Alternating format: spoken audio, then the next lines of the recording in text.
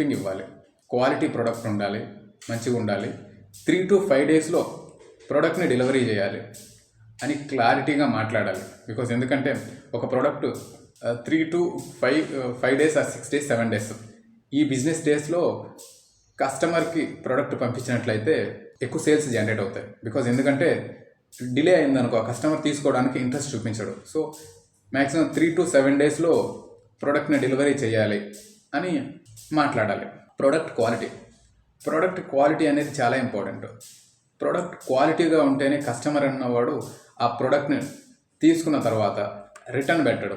మంచిగా ఉంటే రిటర్న్ పెట్టాడు, ఆ క్వాలిటీ మంచిగా లేకపోతే రిటర్న్ పెడతాడు. రిటర్న్ పెట్టాడు అనుకో, సో కామెంట్స్లో ఈ ప్రోడక్ట్ మంచిగా లేదు, క్వాలిటీ మంచిగా లేదు, సంథింగ్ అని ఇలా వచ్చినప్పుడు మన సేల్స్ తగ్గిపోవడానికి ఇది ఒక రీజన్ ఉంటుంది. గుడ్ క్వాలిటీ ప్రోడక్ట్ని కస్టమర్స్కి డెలివరీ